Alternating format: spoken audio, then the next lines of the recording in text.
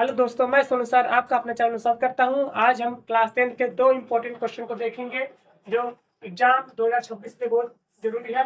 कढ़ाई एक धरती शंकु की ऊंचाई तथा आधार का व्यास दिया गया है, तो शंकु का आयतन ज्ञात है। एक आधार का व्यास दिया गया, मतलब व्यास दिया गया है। व्यास हमारे कितना दिया गया है? आधार मतलब ऊंचाई दी गई है हमारा कितना? ऊंचाई दी गई है 48 सेंटीमीटर। 40 सेंटीमीटर। और उसके बाद फिर आधार का व्यास दिया गया है। व्यास दिया गया है हमारे कितना? व्यास दिया गया है 28 सेंटीमीटर। कितना दिया गया? 28 सेंटीमीटर। तो हम आर का मान निकालते हैं, तो आर बराबर क्या होता है? डी अपॉन 2 होता है। तो आर का मान निकालने के डी का मान निकल के क्या है? 28 बटे 2। 2 से काटते थे, 2 14 मतलब आर का मान निकलेगा 14 सेंटीमीटर। 14 सेंटीमीटर 12 28 दिया गया है। यहाँ पास कितना दिया गया है? 28 है। 28 को 28 को मिलेगा 14 मिलेगा। हमारा ऊंचाई है कि क्या है? ऊंचाई। पार निकल क्या होता है? शंकु का आयतन। शंकु का आयतन निकालते हैं। यहाँ पर शंकु का आयतन निकालेंगे। शंकु का आयतन क्या होता है? 1/3 पाई आर स्क्वायर। ये फार्मूला होता है। और शंकु का आयतन को देखने के बाद इंटू आर का मान कर देगा है 14। तो 14 गुणे 14 आर का मान, इसका मान कर देगा है 48। कितने का? 48। बात करते हैं यहाँ पास है हमारा, तो 7 एकदम 7 यहाँ पर 7 एकदम 7 आएगा और 7 में 14 2 आया। यहाँ कर देते हैं 3 एकदम 3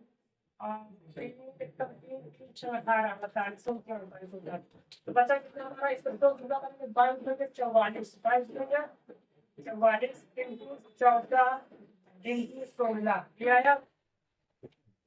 14 गुना करेंगे 14 को 56 के 6 पास लगे 5। 14 को 56 और 5 160 का 16 आएगा।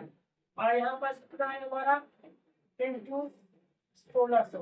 16 मतलब 16 इंटू 16 16 चक्का 6 तो 16 छक्का 96। 16 छक्का 96 का नाम असल लगे नाम 16 एकदम 16 16 9 25 के 5 असल लगे 2। 16 छक्का 96 2 98 सेंटीमीटर की। ये हमारे कितना है? सेंटीमीटर की। फिर इसका आप लोग कैलकुलेशन ध्यान से कर लीजिएगा। पहले इसके तो उसका क्वेश्चन बोल रहा है कि एक तितली और तितली को मिलाने वाले रेखाखंड को निर्धारित करता है। निर्धारित करने वाले बिंदु की दिशा ज्ञात है। फिर दिशा ज्ञात करने के लिए दिशा ज्ञात करने के बाद बात किया जाता है। तो बड़ा फॉर्मूला क्या है? x का y बराबर m2 x1 plus m1 x2 अपान m1 प्लस m2 ये होगा। और दूसरा होता है y1 लिखेंगे तो m2 y1 plus m2 m1 y2 अपान m1 प्लस m2 ये फार्मूला होता है। तो हमारा निकालेंगे, क्या निकालेंगे? इसलिए हमारा क्या हो जाएगा? ये हो जाएगा हमारा, ये x1 है, ये y1 है, ये हमारा ये x2 हो जाएगा, ये क्या हो जाएगा? ये y2 हो जाएगा।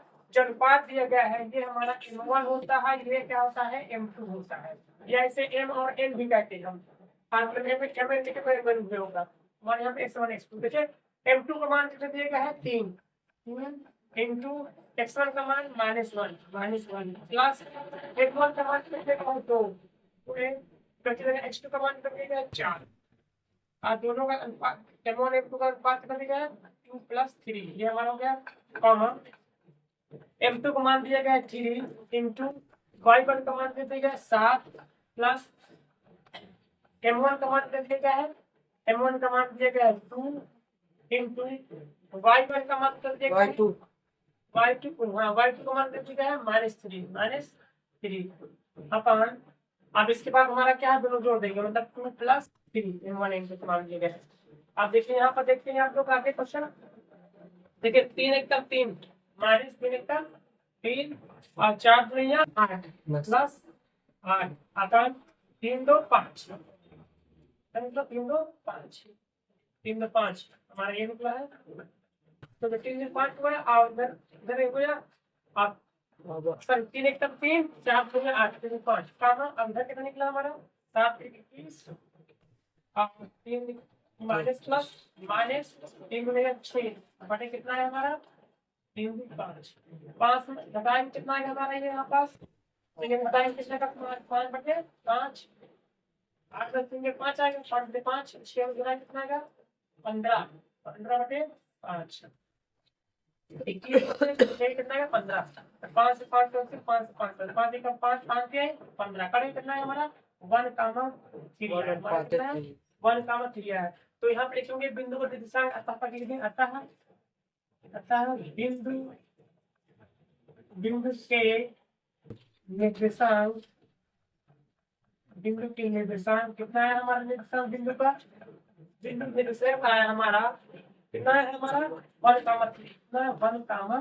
3 1 कामा 3 ये हमारा निकाल के हमारे क्वेश्चन का साल है आप लोग देख लीजिए